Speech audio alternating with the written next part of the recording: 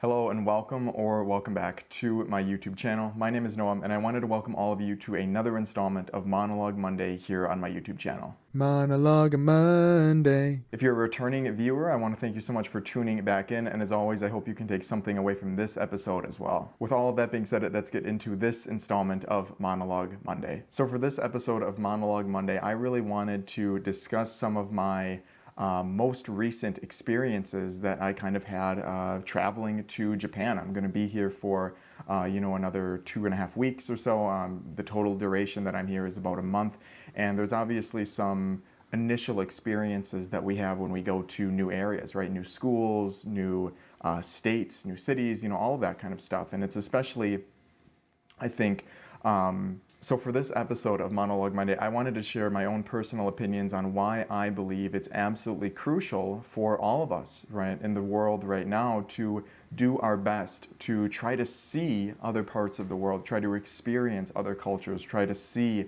other landmarks and so on.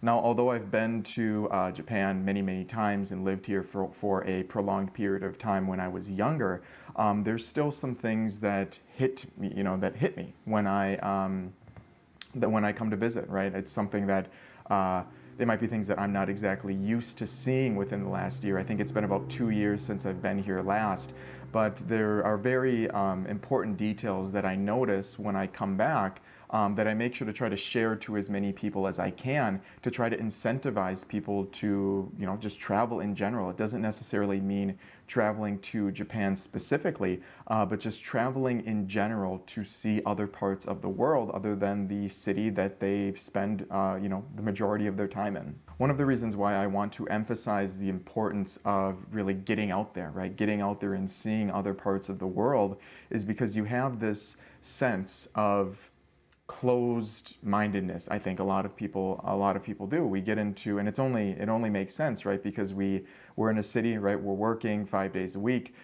We don't really get 2 months of vacation every single year to go see the world, right? We get a couple weeks, right? 2 or 3 weeks, something like that. Assuming that you're not using maternity or paternity or anything like that. And then we have a family, we have kids maybe. I mean, I personally don't, but a lot of people do. So it becomes very, very essential, or it becomes a necessity to kind of stay in one area, right? Because the first thing is you don't really have the time to do so. And, the second thing, obviously, it's kind of an important detail, are the finances to take on traveling endeavors, right? We all know that everybody, for the most part, is relatively tight on money, whether they believe it or not. And that's just kind of a reality that many, many countries, if not every single country, is having in the world and will probably always have, throughout human history. But it's becoming very difficult for a lot of individuals to take on endeavors of seeing other parts of the world.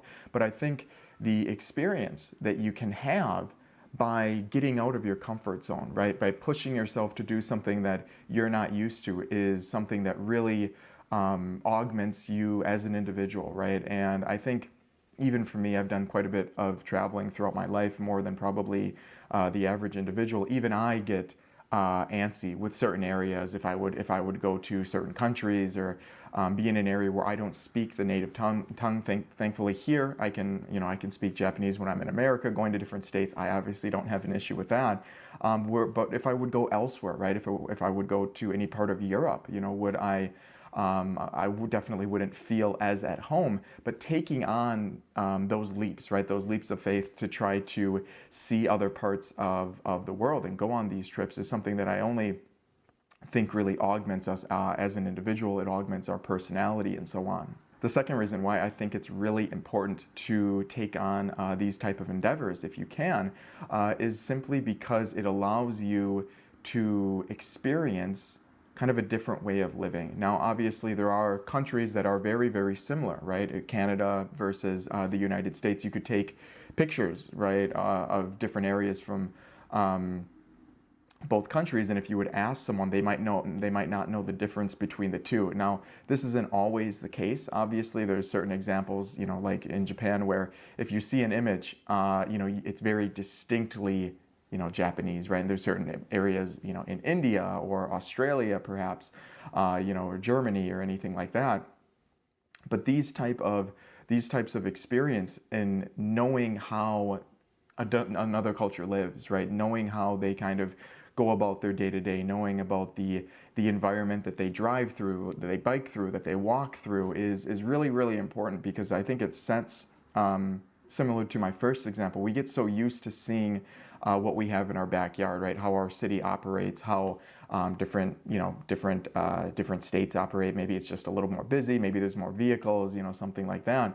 But going to different countries and seeing an entire 180 is very, very important for us to, have a solid understanding of how other parts of the world actually live, and to see if we can maybe take something that another country is maybe doing better than we are, as far as, their geography, the designs of their neighborhoods, the designs of their cities and stuff like that, and maybe apply it to something that we're doing, apply it to something that even that we do locally in our neighborhood or something like that. There's just so many different ways that you can take what other countries are doing better than yours and apply it in your own life to be better, right? And that's ultimately, I think, what we all should be doing, and what we should want to be doing is becoming better. The third and final reason, and possibly the most important reason as to why I think many people, or everybody, should take on these type of endeavors if they can, of course, is to have a sense of escape. Similar to the first example that I gave, we get so used to our routine, right? And sometimes our routine, our day-to-day, our 9 to 5, our making foods, our going to the gym, our doing this, they not only do they become extremely, extremely monotonous and repetitive, but it can kind of make us feel trapped if your day-to-day is stressful, right? If you're in a position where, you're working 50, 60 hours a week, and that's still not quite cutting the bills. Maybe you have, kids and a car and, all of that stuff. That's kind of I'm basically describing, the American dream, right? Or whatever you want to call it. A lot of people are in that boat, right? And being in that kind of, on that hamster wheel for a prolonged period of time, where there's no sense of break, there's no sense of taking a break from that, I think can be relatively detrimental to to our health. Certainly, I think for my own mental health, having this escape, right, of completely removing myself from my day to day. Going on this trip, I took, thankfully, I didn't take any PTO days, right, paid time off, before this, right, and we're 2 months away from the end of the year, and I hadn't taken any PTO. So I have, my entire year saved up. So I was able to basically take kind of an extended holiday, and there were some other circumstances that allowed me to do this. But in general, I think having this escape from your routine to actually think about other things in life, right? Think about yourself, your family, what you want to do with your life, right? What you want to do in the next 5 years or 3 years or 20 years or anything like that are really, really essential. Being removed from the stimuli that your city might have, right? If you live in a bigger city, New York or LA, something like that. Me coming here to a city with a population of about 20,000 people is like a different world.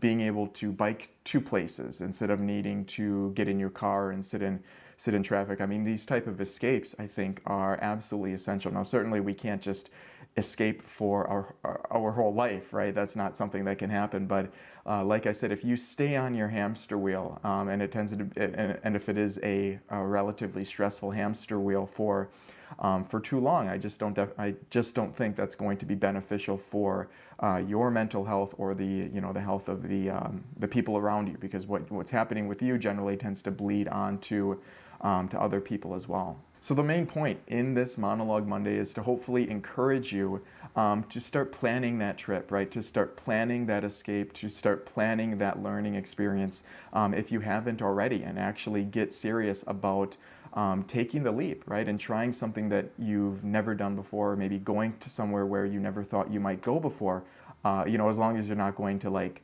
Somalia, or something like that. You know, obviously you want to go to relatively safe areas, but I hope this video can kind of act as more encouragement to take on these type of endeavors, because at the end of the day, the experiences that you're going to have in your city and your city alone, I don't think are really going to lead you to, you know, getting as close to your self-actualization as possible. And at the end of the day, that is what ultimately we are all chasing, right? We are all chasing the goal of being able to get as close as possible to self-actualization. Now, we're not going to get to self-actualization, right? Because that's kind of impossible, but we want to get close to it. So I hope this video can kind of act as encouragement to take on these traveling endeavors, to see different parts of the world and to have different experiences. If you've stuck along this far in the video, I want to thank you so much for your time, and I hope to see you sometime soon.